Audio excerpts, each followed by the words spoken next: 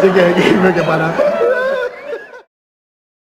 Fala, nação rubro-negra, sou eu, Fabrício Lopes, aqui do nosso canal Resenha Rubro-Negra, trazendo para vocês um giro atualizado sobre a situação dos jogadores do Flamengo. Como vocês sabem, o ano de 2024 foi um ano complicado para o Flamengo devido às várias lesões que ocorreram na equipe rubro-negra. E não foram lesões simples, perdemos Bruno Henrique por muito tempo, Pedro ainda não voltou, Cebolinha, Arrascaeta, Matias Vinha, todos os jogadores que tiveram lesões muito longevas, muito longas.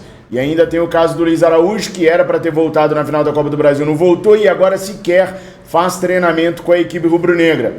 Para o ano que vem, o planejamento prevê ter a grande maioria dos jogadores à disposição do Felipe Luiz já para a reapresentação do elenco, que deve acontecer entre o dia 8 e o dia 9 de janeiro. Dia 10, o Flamengo viaja para os Estados Unidos, onde fará uma pré-temporada até o dia 24.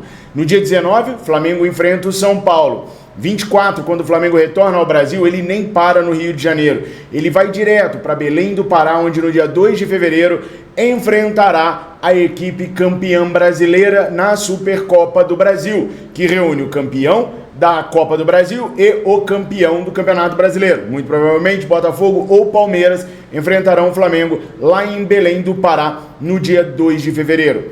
O Dr. Márcio Tanuri, que é o gerente de saúde e desenvolvimento do Flamengo, deu ontem uma entrevista para a Flá TV expondo a situação de cada um dos atletas rubro-negros que estão entregues ao seu departamento. Inclusive, numa ação inédita, o doutor falou até sobre os prazos para o retorno de cada um desses atletas. Vamos dar uma espiada agora na entrevista do Dr. Márcio Tanuri e vamos tirar aquilo que a gente pode de informação sobre os jogadores que estão lesionados. Espia só. Temos hoje no momento o Pedro, uma lesão ligamentar, o Matias Vinha, uma lesão multiligamentar do joelho, o Luiz Araújo também com uma lesão articular no joelho e o Arrascaeta também. E a gente sempre diz que mais do que prazo, né? Por isso que a gente não passa prazo, porque o mais importante para a gente é que cumpra-se etapas. Então, se esse atleta conseguir cumprir essa etapa num tempo mais breve do esperado, a gente consegue pular para uma outra etapa num tempo mais curto. E vice-versa. Se porventura ele demorar um pouco mais do que a gente espera para cumprir essa etapa, ele ainda não vai para outra etapa antes de cumprir essa. Então o jogador, né, num pós-operatório, a primeira etapa sempre é analgesia, melhorar a dor, a preocupação com o ganho do arco de movimento, da manutenção do tônus muscular. Então o atleta é diferente de uma pessoa comum. Isso começa na fisioterapia. Depois disso, nós começamos com trabalhos específicos, porque quando você tem uma cirurgia, uma lesão dessa magnitude, é óbvio que você desequilibra a musculatura, você gera compensações e ele passa então para essa fase indoor, que a gente diz, né, com a fisioterapia ainda, onde vão se fazendo avaliações para entender os desequilíbrios que foram causados em cada um e, consequentemente, né, irem fazendo o trabalho de readequação, de reequilíbrio, que é muito importante. Passando essa etapa, eles iniciam no campo, ainda com os fisioterapeutas, né, no gestual desportivo, onde eles vão ali começando a realizar alguns movimentos específicos, readaptando o corpo, reensinando o cérebro, que ele hoje já não está lesionado, porque tem uma questão neuromuscular nessa questão. E aí, passado essa etapa, ele começa a transição física propriamente dita. O que isso significa? Ele começa um trabalho com os preparadores físicos de recondicionamento, onde ele consiga ter parâmetros em onde a gente utiliza, né, velocidade máxima, distância total percorrida, distância percorrida em alta intensidade, resistência quando ele atinge valores próximos do que ele tinha antes da lesão. Nessas valências físicas, exatamente, é quando a gente tem a tranquilidade, é quando a gente tem essa segurança para poder inseri-lo no grupo. E aí você tem esse processo de readaptação, de treinamento com o grupo, até que ele se sinta pleno, para que ele volte às suas atividades físicas. Então é muito importante que a gente entenda que todo atleta, por trás de cada atleta existe um ser humano, e que é óbvio que cada um reage de uma maneira diferente a uma lesão, não só fisicamente, como mentalmente também. Então eu digo, que ele estar liberado, tendo alta médica, não significa que ele vai voltar imediatamente no seu melhor de performance, porque ele tem que ir ganhando segurança, é uma coisa pessoal de cada um, ele tem que se sentindo seguro, realizando todo o esforço, todos os movimentos, todas as valências que ele fazia antes, até ele ter essa tranquilidade para estar trabalhando.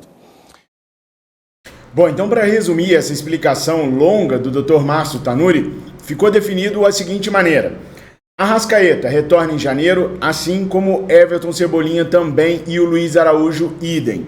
Já o Pedro, a previsão de retorno dele é de maio a julho e o Matias Vinha de julho a setembro.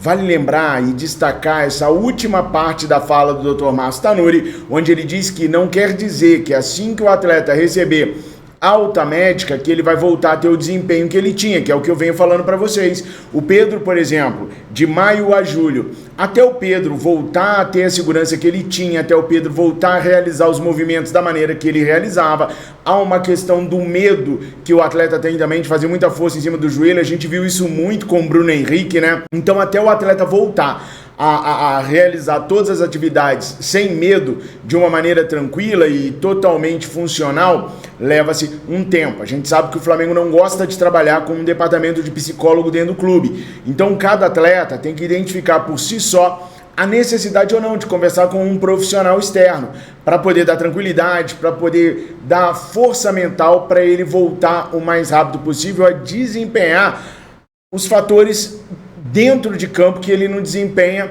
há 300 dias, 400 dias, como serão casos de Pedro e de Matias Vinha. Então, o fato das datas estarem mais ou menos padronizadas para o retorno dos atletas não quer dizer que eles vão conseguir voltar e executar as suas funções como executavam antes, Claro que todos nós vamos torcer demais para que cada um deles faça tudo que tem que ser feito, mas é um processo árduo e doloroso.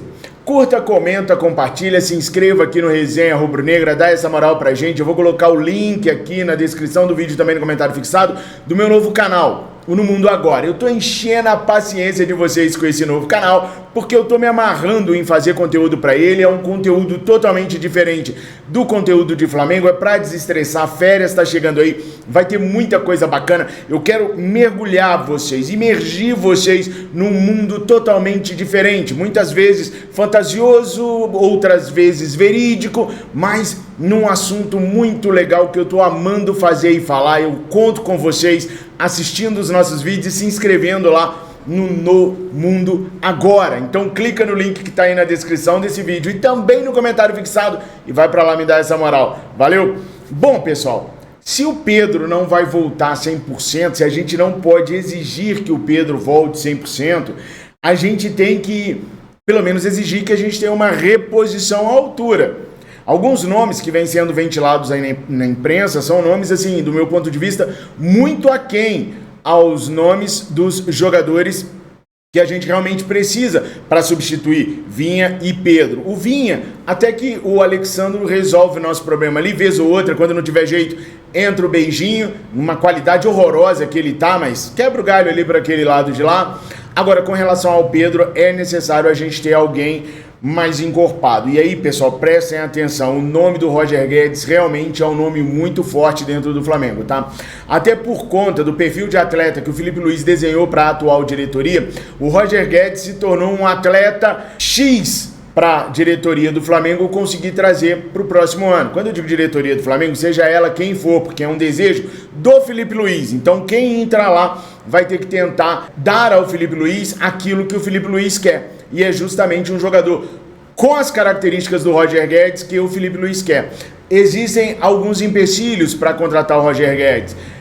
O valor salarial dele é altíssimo, né? A negociação com o clube que ele está hoje também é complicado, mas existe a vontade do atleta em querer voltar para o Brasil, em querer jogar futebol no Brasil. O Flamengo conta muito com isso, como sempre contou, com a vontade do atleta querer voltar e até mesmo forçando uma situação para o atleta poder voltar para o clube. Então o Roger Guedes, que não é centroavante, eu sei, você sabe, mas o perfil de atleta que o Felipe Luiz quer é de um jogador que atue da beirada para o centro, não um ponta, mas um segundo atacante. A gente já conversou sobre isso algumas vezes, principalmente lá no jornal VVP, no Central do Fla, né? Um jogador que tem aquelas características de movimentação de um Bebeto, de um Donizete Pantera, né, que é aquele segundo atacante que complementa o atacante e que possa, em alguns momentos, ser o próprio centroavante. O Roger Guedes, enquanto esteve no Corinthians, muitas vezes foi alçado para jogar de centroavante, reclamou sobre isso e não gosta de jogar de centroavante.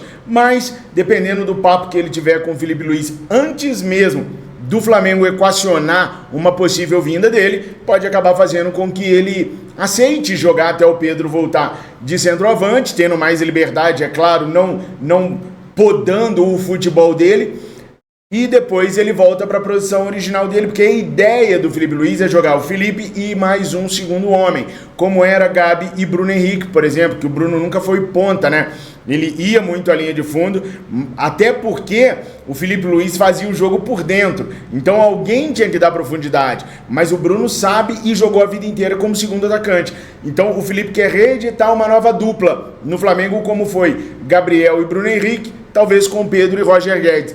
Por esse prisma, desta maneira de organizar o Flamengo, eu tenho a tendência a acreditar muito que o Felipe Luiz vai ser bem sucedido. Mas essa é a minha opinião, o que importa é a opinião de vocês. Roger Guedes é uma boa pro Clube de Regatas Mengão Queridão? Coloca aí nos comentários, daqui a pouco tem jogo do Mengão. Inter e Flamengo, Flamengo e Inter jogam daqui a pouquinho. Curta esse vídeo, dá tempo de assistir o meu vídeo lá no canal No Mundo Agora, dá tempo de se inscrever aqui e lá e depois pegar o jogo do Mengão Queridão. Tamo junto e misturado sempre, ótimo domingo pra vocês. Flamengo 3, Inter 1 e o Atlético Mineiro que nem pra Libertadores vai, hein? Nossa, cadê o Hulk decisivo, hein? Falaram que o Hulk, o André Rizek, teve a coragem de falar que o Hulk é o jogador mais decisivo do futebol brasileiro dos últimos anos. Que final o Hulk decidiu? O Campeonato Mineiro? O que o Hulk decidiu? Tem hora que eu acho que o André Rizek bebe água da privada. Sou fã dele, adoro o cara, mas tem hora que eu acho que ele bebe água da privada. Coloca aí nos comentários quem é o jogador mais decisivo dos últimos 3 anos no Brasil. Tamo junto e misturado, tenha um excelente domingo, fiquem com Deus. Saudações rubro-negras.